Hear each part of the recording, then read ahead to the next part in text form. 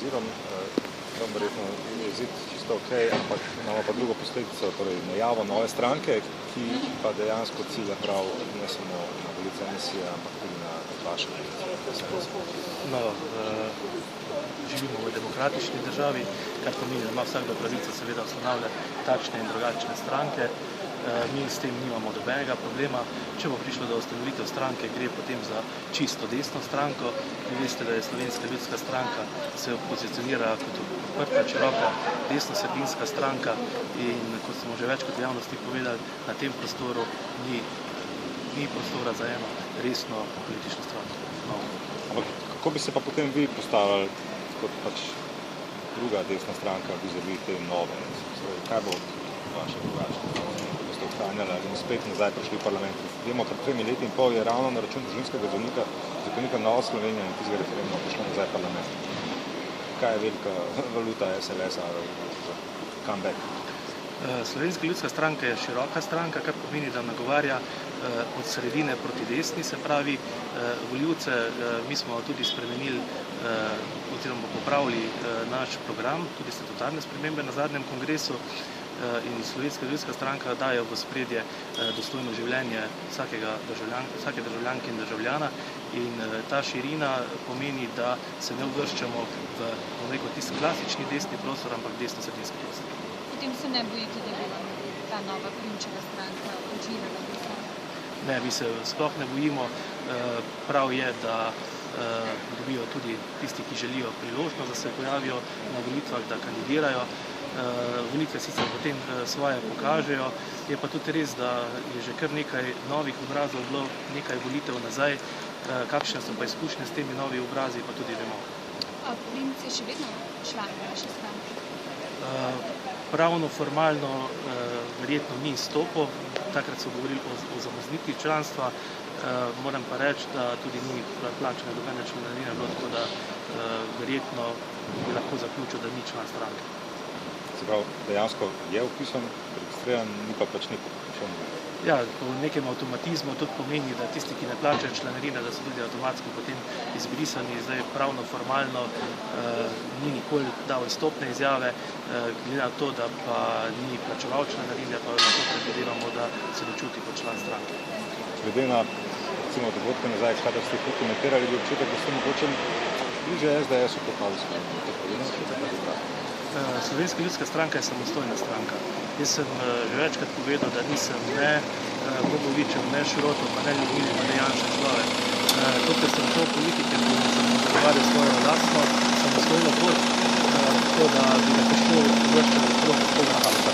Moramo imati nobenega dobrega rezultata že leta ne, se pravi, ima 50 težko poseči, če pa že z velikim koaliranjem. Zdaj, če bo SDS imela ob strani Princa, bo potrebovala še koga. Slovenska ljudska stranka bo šla na volitve samostojno. Mi smo pripravljeni sodelovati z komerkoli, tako levo od sredine kot desno od sredine. Predvsem zato, da naredimo tisto, kar je za to državo dobro.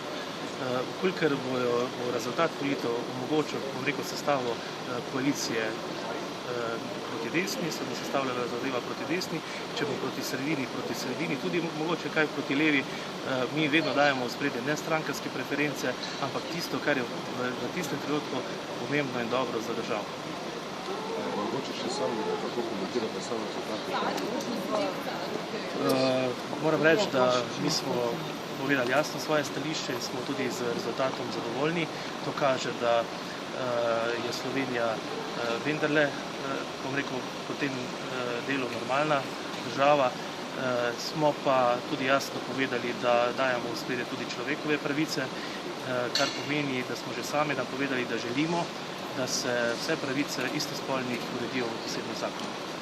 Ampak mislite vendarle, da bo to imelo neke posledice politične prostorov, zdaj SDS se pripravlja na volitve, že izbira kandidata, oziroma kako bo to preživela ta vladna koalicija, ki je vendarle sprejela predlog Združene levice in ta zakon spustila čez parlament. Mislite, da bo imelo to neke kratkoročne politične posledice? No, glede na to, da vemo, kako so zadeve potekale spomladi letošnjega leta, takrat smo tudi v Slovenski ljudski stranki upozorili, da gre za to, da imamo občutek, da je bil tudi kršen poslovnik, ker se je na vrat na nos hitelo.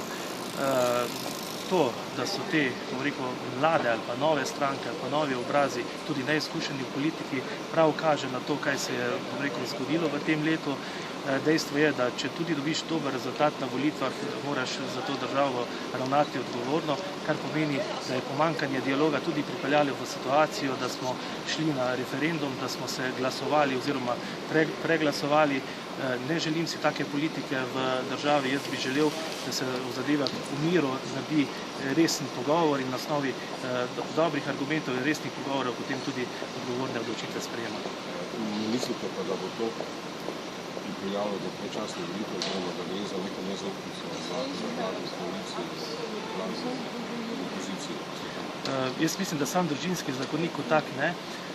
Mi se soočamo z širšim problemom, to je samo eden od vidikov, ki ga lahko, bom rekel, trenutno lociramo, ampak predvsem mislim, da je velik problem v tem, da vlada nima nobene vizije, da vsa civilna ali pa večji del civilne družbe, bom rekel, napadajo dobesedno različne ministre, kar pomeni, da vlada deluje kot neuigran orkester in to je predvsem problem te države. Brez vizije, jaz temu tudi rečem leto zamujenih priložnosti in če bo kaj vplivalo na to, da se bo karkoli spreminjalo, če ne bo tako močnega samoohranitvenega nagona, potem bo prišlo do predčasnih volitev zaradi drugih razlogov, ne samo zaradi družinskega zakonika. Če front je več, občine, policisti, vsaj še nešteva, ki ste bili ta referendum. Tega je toliko ogromno, kot sem rekel. Oziroma ograja, druge zastavitev ograje. Tako, tega je ogromno in če to vse skupaj daš v neko kritično maso, pomeni to resen premislek vladi, da razmisli, ali lahko še konzistentno vodi to državo, ali se odloči za kakšne druge poteze.